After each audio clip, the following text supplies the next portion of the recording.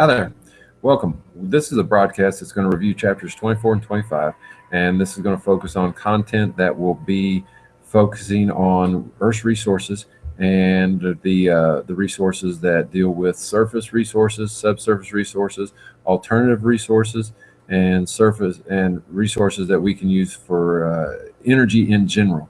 That'll be the main thing that we're working on here. So we're going to dive right in and we're going to get into this article first. What I'd like you to focus on within this article is the content that relates to your area. So here we have Louisville and what we had in the year of 2012. And I just use this as an example, but it's always each year in the spring. And this is an example. It goes back a few years. But what I would like you to do is you can pause the program, read through this, and figure out what the link is with ethanol. Why is there damage that's done to some of your small engines? And small engines would be things in that nice motorcycle or your utility vehicle or your four-wheeler. So check that out, and then that'll be something that's unique in regards to our dwindling supplies of petroleum. How do we get to our petroleum today? Well, we use things that are offshore rigs.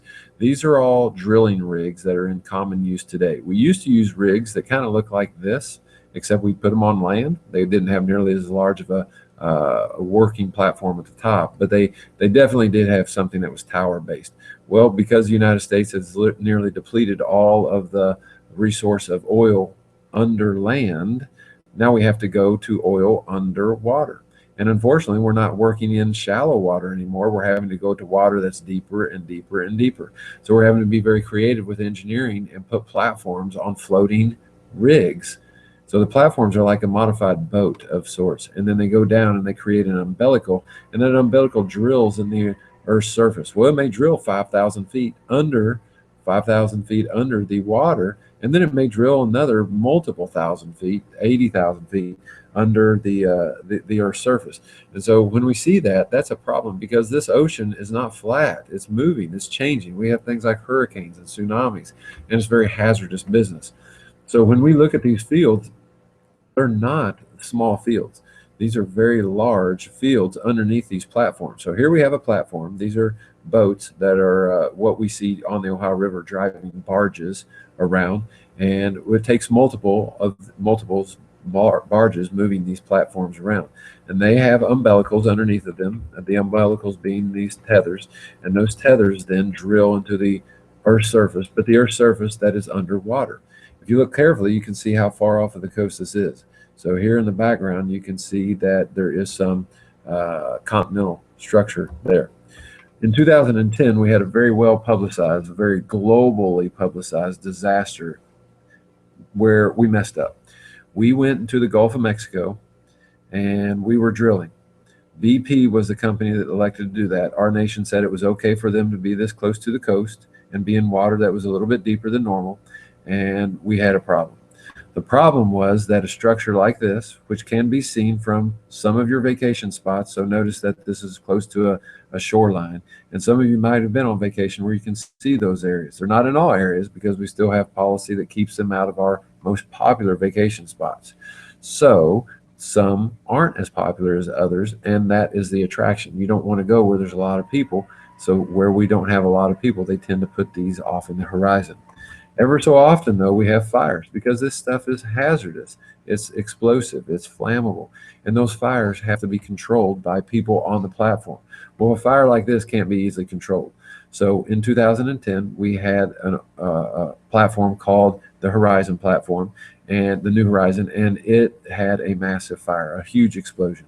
The people evacuated for the most part, and what we had is a world catastrophe. This platform got so hot that the metal melted. These fires are extremely hot, and it produced one of the world's most significant environmental disasters because of our choice of drilling drilling for oil in deeper water. Here's how the fires attempted to be contained.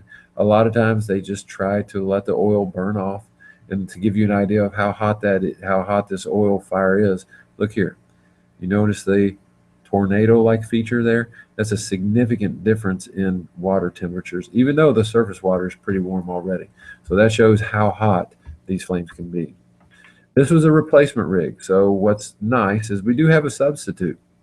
to answer questions like what happens if that occurs. Well, we've got a backup platform. That backup platform has to be pulled out, and it takes some time. So here was the goal with this. Here was where the New Horizon was. The New Horizon failed, and it went down here. So it was up here. It did have this tether attached to it, and this is how it went into the Earth's surface. And we went into the ground, into the Earth's surface, about 18,000 feet. This seam is oil. So we were 5,000 feet, drilling 5,000 feet under the surface of the Gulf of Mexico. Then, further, we went 18,000 feet under the Earth's surface, which allowed a massive amount of pressure to be placed on the material moving up, the crude oil. So this is a limiter, a control valve, if you will. That failed right there. And we were having immense pressures, unbelievable pressures right at this area. So these ROVs, these remotely operated submersible vehicles, little bitty submarines that are remote control, sounds kind of cool, doesn't it? Then they were trying to shut this off. They should have been able to, but they couldn't because it was damaged right here. This was the replacement, the substitute. It drilled down and it was going to drill over and intercept this well. So ultimately, it was a contained situation, but for a long time, it was doing a great deal of damage, never seen before. This was a limiter valve. So that red object down here is what this looks like in real life. About 7 feet would be here. Pretty big structure. It should have shut down. The valve should have shut down right there, but it had damage because of the significance of the tug. Because when the New Horizon fell into the water, it basically did so much damage up here that it couldn't shut down like it was designed to. This is crude oil, folks. This is what we see. Looks pleasant, doesn't it? When you like to swim in water like that, run your jet ski through there, it'd be okay. Skiing through that, you think? They'd give you a good deal on vacation if you tolerate the water being slightly tainted. So New Orleans, right there, the Big Easy. We see all this crude oil coming to shore. What do you think it did for tourism? Could we eat the fish out of this area? Any shrimp coming from these regions? No. A lot of lives changed forever right in this region. So BP had one of the most significant natural disasters ever. This is where the oil spills actually taking place. Pretty significant business. The ship, the vessels that were shrimp ships, they had to be employed to skim. You can see what's left behind it. It really didn't work all that well, but at least they had a job for a little bit. So these people had to find different occupations. A major disaster the world's never seen before. So the cost of offshore drilling is significant. We've really got to protect that. We've really got to have good engineering and good fail safes. So we are doing that. Believe it or not, our nation did elect to continue to take a step further in different parts of the oceans so that we can get that oil. We are definitely dependent on that oil, but we don't want to be reliant on foreign nations. So we would ideally like to be able to get to the oil that's in our country, and unfortunately, that is under the water of this country. Moving forward, let's talk about renewable, non-renewable resources. You got this. We've done a good job with discussions of these. We've got renewables, which can be regenerated. Think wood. We've got non-renewables, which cannot be regenerated very easily. And the regeneration time is years or decades, typically referred to as a human's lifetime. So wood can grow again in a human's lifetime. We can plant a tree again. Coal can't. And that's the concepts there. Don't forget about our Indiana Oilfields Lab. This is a lab where we explored the energy resources in Indiana. You did a nice job with this, and we found out that we have not only natural gas, but oil pipelines, natural gas pipelines. We had coal, surface mines, a lot of things going on in Indiana. We talked about where we had our water that was derived from the ground. This is the Ohio River. This is a well that's drilling down into the bedrock here, and that's where we get the water from. So all over your region, the water that you're using at their household is coming ultimately from the Ohio River, not directly. It's used, the water is being filtered by the wonderful geology that we have, our limestone, and that's acting as a really good filter. And then it can be used. So this is where a lot of our municipalities receive water from. So areas like Edwardsville Water Company, that's where they draw their water out of. You might have a water well on your property or somebody in your family. This is a residential water well, and that goes right down to the water table. Might be 80 feet, might be 150 feet, might be 250 feet. Just depends on where you live and what the geology. In Brown County, Indiana, Columbus, they've got a pretty shallow water table. Certain areas of Floyd County has a fairly shallow water table, other areas doesn't.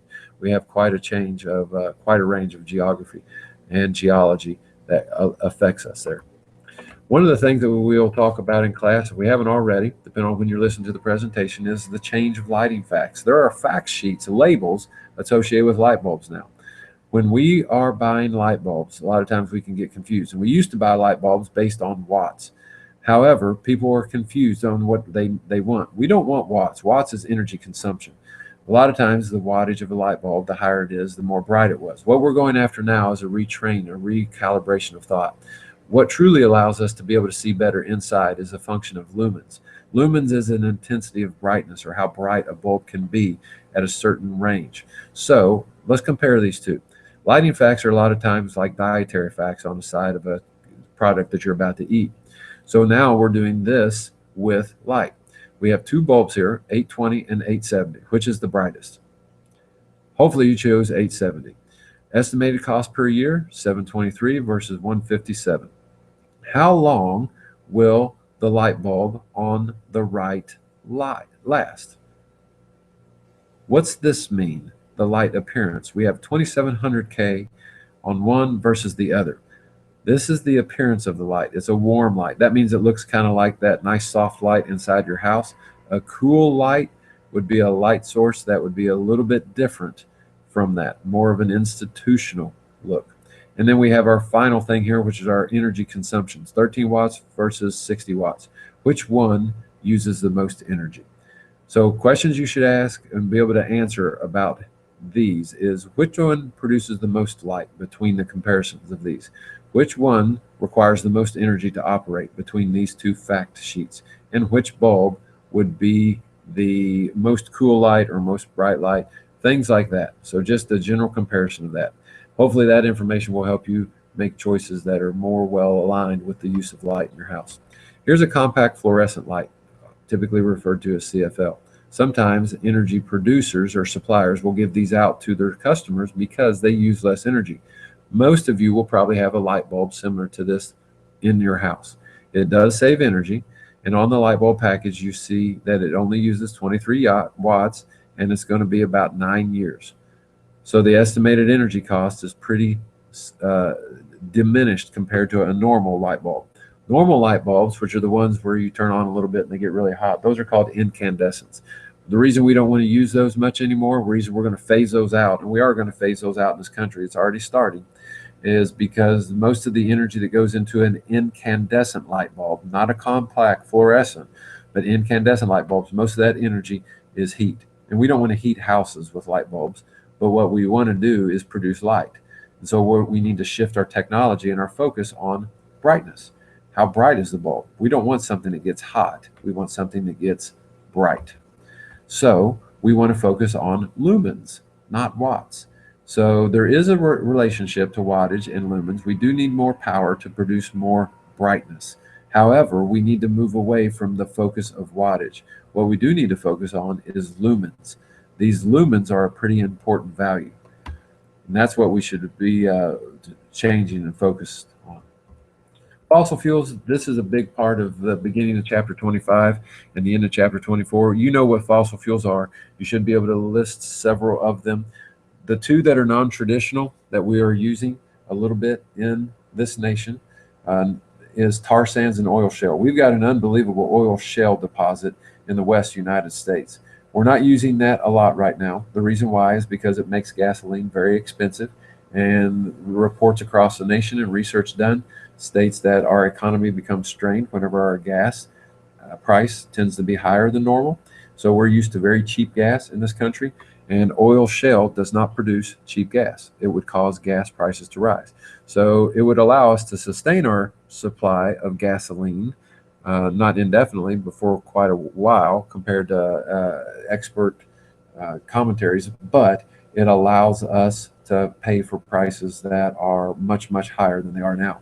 Tar sands are being used, doesn't it sound like Tarzan? Tar sands are being used in Canada right now. So we've got a pretty good pact with Canada. They're producing tar sands. It is a more expensive type of oil. It is not terribly good for the environment because so much energy has to go in to producing oil from this. So it's kind of like making a dollar, but you have to spend 80 cents to make a dollar. So ultimately, you only have 20 cents that you've earned. That's kind of a drastic example. It's more like making a dollar, and 40% in most situations have to go back into that. Sometimes it's 60%. So really what we get out of a dollar is mainly only maybe 40 cents. Oil shale is worse. It's more like that 80 cents. So imagine having to work and you make $10 an hour, but to make that $10 an hour, you have to spend 8. You only come up with $2. You work 2 hours, you make $20, but you spent 16. It's a tough process. That's what we get into with using these. That's why we're not using them a lot right now. So know what they are, know where they are.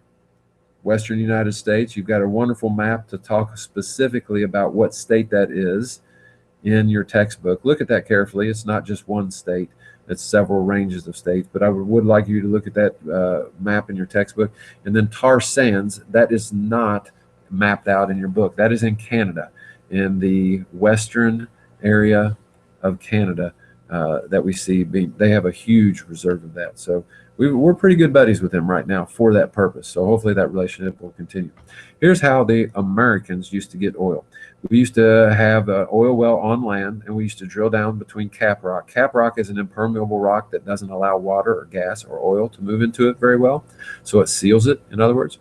And so when we drilled down through that cap rock, we got into gas and oil and then water. So one of the things that's a major learning goal here is for you to understand the density differences between 3 materials here. Water is more dense than oil. Oil is more dense than gas. So when we get into the earth, we hit gas first. This would be natural gas. Then we hit oil. Then we're water. So whenever we move and we drill down, we drill down, we drill down, one of the things that allows us to understand where the bottom of the oil reservoir is when we hit water. Or when we're using the oil and we start up here and we get mixed in with water, then that means we're getting close to the bottom of that. What your textbook doesn't mention is the process of fracking. Fracking is where we go after some of this cap rock.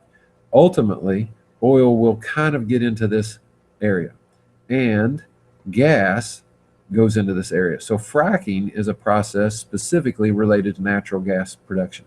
And what we're after is these little pockets that are not demonstrated in this diagram that get into this rock.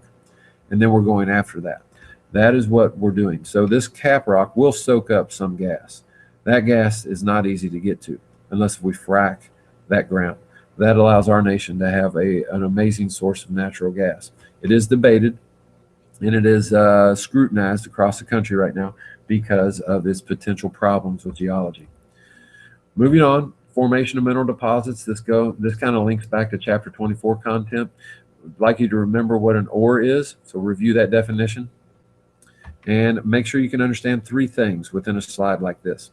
This is how ores form. Ores form either because magma intrudes certain rock layers, and we have a little bit of water and hydrothermal vent going on there, and it causes a mineralization that is unique. And so we can have a direct contact. We can have an indirect contact by the rock just getting hot.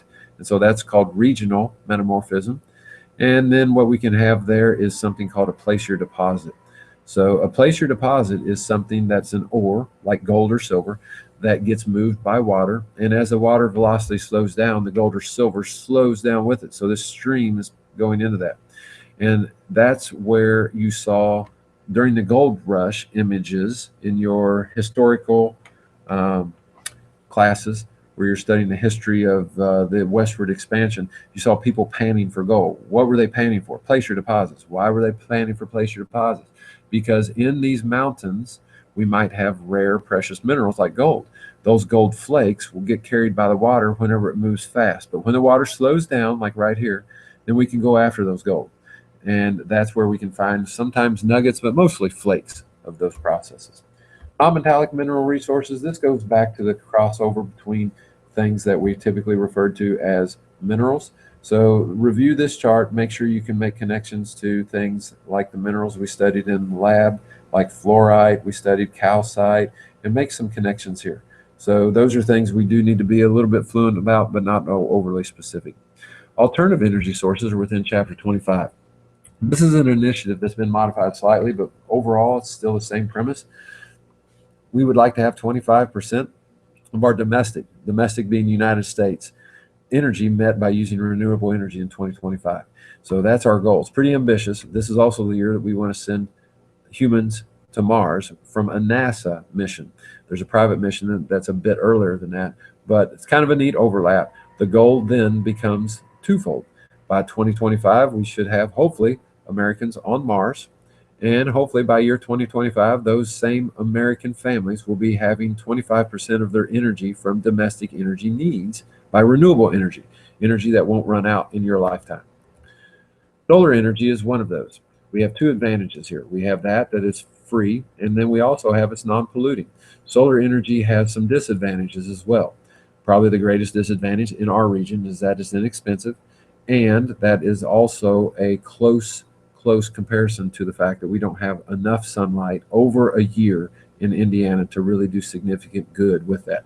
We do have some solar energy in Indiana, but it's not major. So we're not able to do something like this. This is a house in Arizona. Arizona can use the entire house roof line as a grid to connect solar panels together. Notice how they even look like shingles, kind of gives a mirroring of a asphalt shingle that you would see there. So this is other areas of the nation. The most widely used is California, Arizona, areas that get a lot of sunshine and good sunshine without weather that is often occluded by heavy snowfall or those large hailstones. So those are things that we have to watch for. But we do have these in the United States. Other things is nuclear energy. This is an alternative energy, not renewable. We need uranium-235 from this. That has to be processed from uranium-238. So uranium-235 is fairly rare in the Earth's crust. Uranium-238 is found easier, but uranium-235 is within that, so we have to refine it.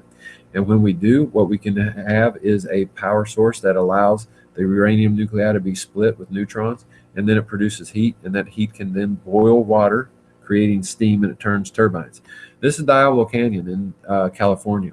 California has some nuclear power plants in it that look like this, and they're pretty remarkable, very effective, very efficient. The downside is the waste that they do have, which this is not waste here. This is just water that cools reactors. The waste that is from these reactors, you have two reactors here, those waste are radioactive. Typically, what we're used to seeing in our region is open venting nuclear power plants. It produces steam. This is one that's improving the system. So we do have some concerns with these systems, and people are reserved about them. However, they are very, very helpful. This is a way to help keep our air resource not as polluted, not polluting our water resource. All this is hot water. That's all that's coming out of here. It's not polluted. It's not radioactive. It doesn't have anything that's harmful besides energy, heat inside of it. And eventually it'll cool down. Check this out. Here's a map of Indiana, Kentucky, and it doesn't have these triangles.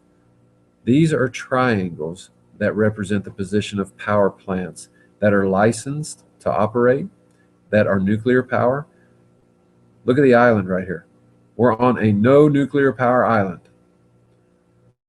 Everybody else has joined the nuclear power plant club, except here. This is how powerful coal is.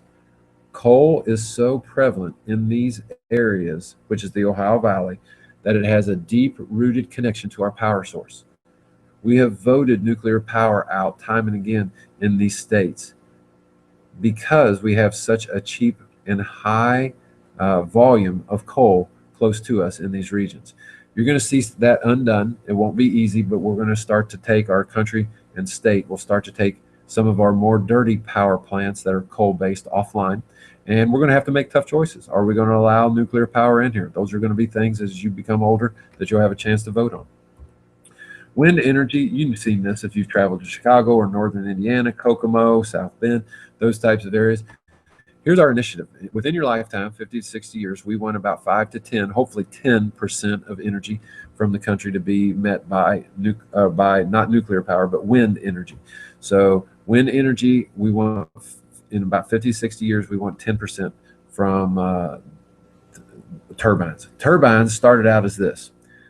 So you got the concept. Wind moves past it, turns turbines. Turbines then create a dynamo. We've got a coil in there, and it sends a current through lines that we can't see very well here.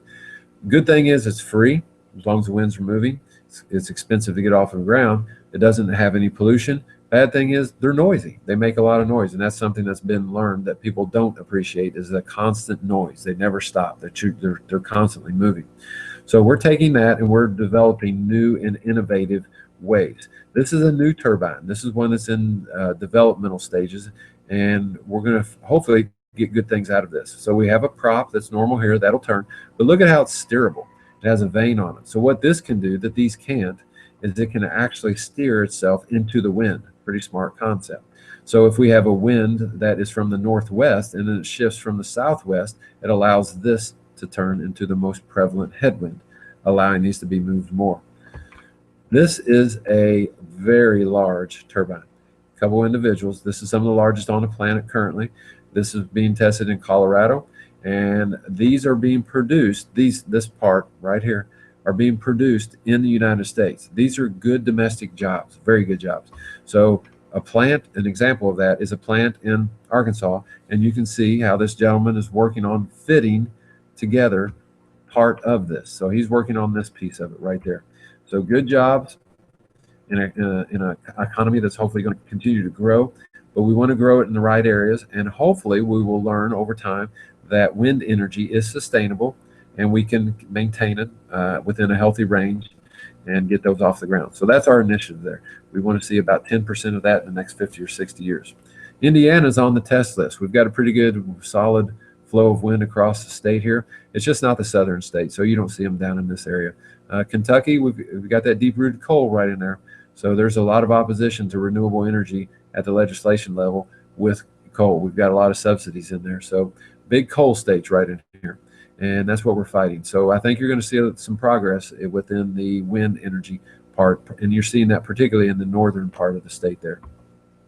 These are interesting concepts. This is a turbine that is on a mobile platform, and as it looks, it can be moved. So this is a picture taken from the back of a boat that has positioned this, and then we have cables that run to inland generator or power plant systems. And as these turn into winds that are typically always present over the ocean or over certain bodies of water, we can have generation of energy there. Good thing is it's not really noisy for anybody. Bad thing is the water moves, and it moves a lot sometimes, like tsunamis or hurricanes, and it's hard to get these things moving quickly. You can't just go grab them and move 10 or 12 of them because a hurricane's coming in. So neat concept. We got to be selective about which waters we put them into, and we certainly want to make sure that that investment is a long-term type of a process when we put our national funds into that. Other types of things is hydroelectric power.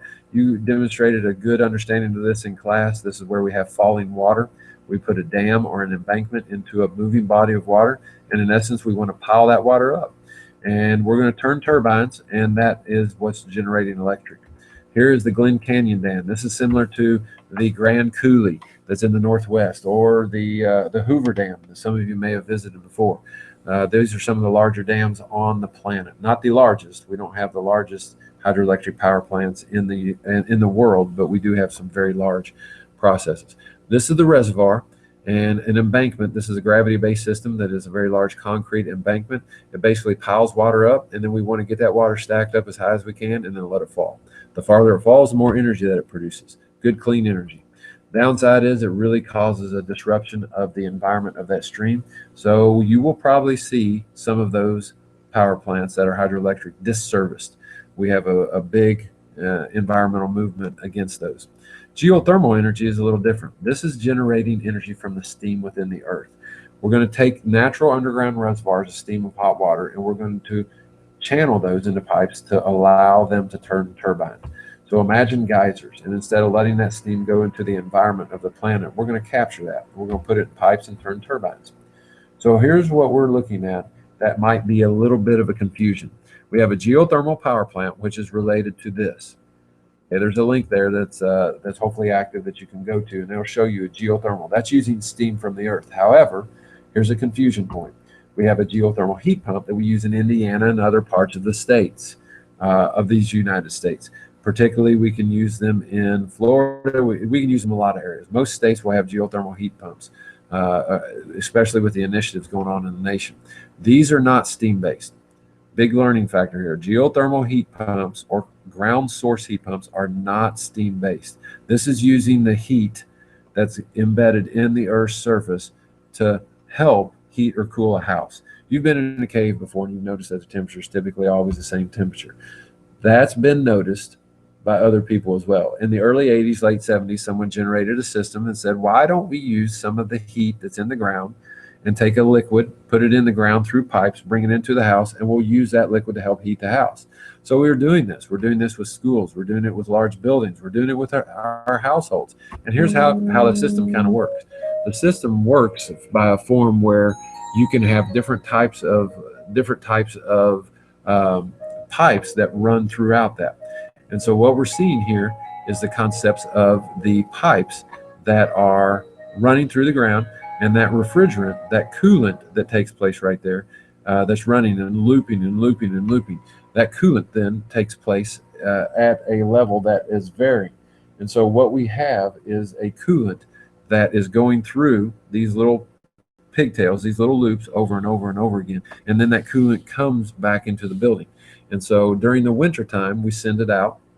A machine, a pump will circulate. That coolant is typically something like a glycol, some form of an alcohol. Alcohol changes temperatures quickly. Ethanol is typically not used, but those types of, there's several different that's been used before. But as that temperature changes quickly, we're going to, in the wintertime, send it out. It gets warmer, and then we bring it back in. We use that to heat it up. Sometimes we can use water in the ground. The Galt House East and waterfront buildings in Louisville has been used quite a bit for this. So what we see here is the Galt House moving into the ground. They've got wells that move into the ground, and they're not after the water in the ground. They're after the water temperature, the temperature of the water. And so that's being used. And that's what we see as affecting that. So the Galt House does not have these little pig loops. The Galt House has a heat pump that is geothermal, and they're using water temperature that is maintained by the geology and the Ohio River, but they're drilling into the ground. So they've got wells that's under there, and they're using that temperature of the water to maintain their interiors of their rooms, and it's saving them millions of dollars from that. Currently residential, there's tax breaks available through 2016. That'll likely be extended. So if your household has a geothermal heat pump, which several do, we're having a growth of that in our region, you probably appreciated, hopefully, a 30% rebate, meaning that if you bought something that cost $1,000, you got a 30% rebate. The government gave you a $300 rebate. So in essence, that $1,000 purchase just cost $700. That's going to be a practice problem that we'll do in class to kind of reinforce that. And that can hopefully, why is the government doing that? Because that's going to hopefully reduce our electrical demand by 44%, which should help us take some really dirty nuclear power plants, or potentially dangerous nuclear power plants, and really dirty coal power plants offline. Tidal power, this is innovative. The tides move in and out, and so the motion of those tides can sometimes be used where the energy of that water is maintained and channeled, allowing that to take place. Moving forward, each day, people will use fresh water for drinking, cooking, bathing, growing food. We know those types of things, and we talked about in a discussion through My Big Campus that we do have the strain on water across the planet, and we can see how we have different types of pollution. We didn't talk about these through that discussion. Pretty simple process. Point source pollution is from one area specifically. Non-point pollution is from several areas. So do read through those. Make sure you pause the program and jot that down or study that. Those are things that aren't presented very well in your textbook. Runoff is what causes that to change. So an example of a non-point pollution is a pesticide where farmers, millions of acres worth of farming across our nation, is using a pesticide to keep bugs off of plants, because bugs like the plants that we like to eat too. So they put that on there, but they don't watch the rainfall. The rainfall carries it off, that's runoff, and then it gets into our water. Then we're questioning ourselves, how did the poisons, how did the pesticides get into our drinking water? We put it there. We didn't do it there directly, but we just didn't pay attention to it. Here's the problems that can take place. Read through this chart, put the program on pause, or look at something like this in your textbook, and this gives you an idea of what type of water pollution it is, what the example, and what the effects are. Some of these effects are dire, and you should be aware of these because they can affect you or your household now or in the future. The blanket of air around us is a problem as well. You also hopefully participated in a discussion board in my big campus that explored the ideas of these pollutions at the air level. So we have pollution in the air, and we do know that we have a problem with global warming, and we're at an unprecedented state of agreeing globally that this warming is taking place. At least at the national academic level, we have very little against global warming currently. So that's the unnatural heating of the lower atmosphere. When we have reactions that take place, those processes will cause the planet to get warmer. So that's something you should be familiar with. That was introduced to you years ago. What is causing global warming? Typically these guys right here. These are our major ones, mainly from transportation or industrial processes, stationary fuel sources. So stationary fuel sources would be your power plant. Industrial processes would be a factory. So those are things that are producing some pretty potent pollutions. Land resources, we can do a lot of damage to the land whenever we do that. And hopefully you noticed the Indiana Map Project highlighting surface mines in Indiana. Surface mines are a huge scar on the surface, and we can do a lot of erosional damage. We have to cut down trees, disrupt soil, cut down mountains. Mountains get cut down in eastern Kentucky sometimes, and we can do unimaginable amounts of damage to the planet. We do need the resource, but mitigating the amount of damage and the amount of disruption or impact on the planet is certainly important. Here's an example. It's kind of hard to see, but imagine a mountain range that used to be up like this. We've cut that mountain range down and we're going in after a resource. It might be an ore, it could be coal. An ore might be something like copper, might be something like gold or silver, and we see those types of processes in play across the planet.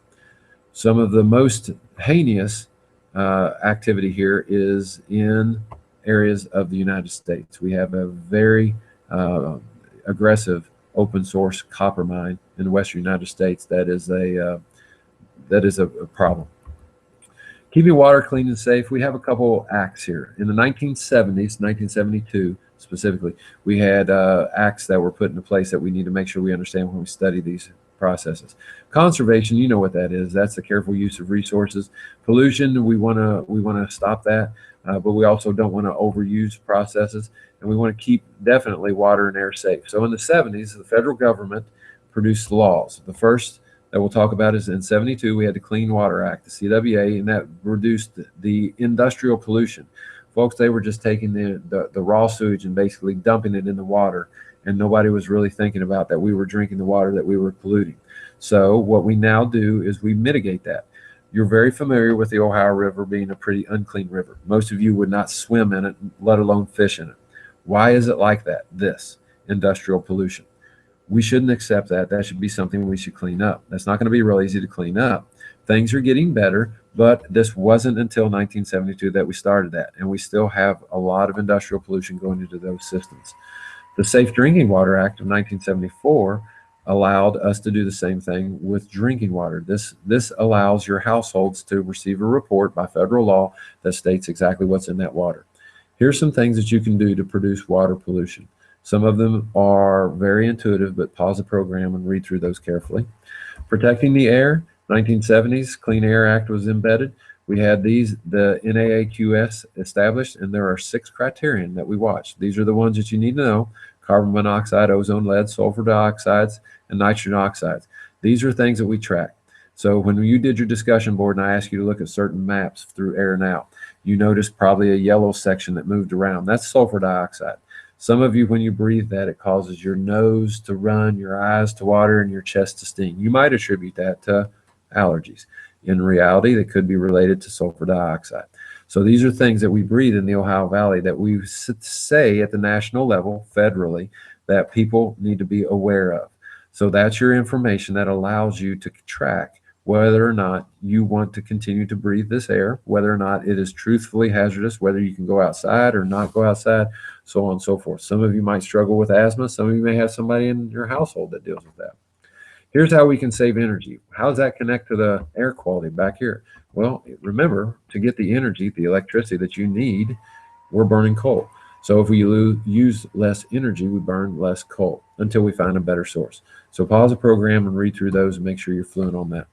That will do it for this presentation. Hopefully, this will allow you to have a well ingrained understanding of the topics that you'll be tested over, and that gives you a little better connection to a content base that has been compromised a little bit by our missed days. So hopefully that'll help. Thanks a lot, and I'll see you in class.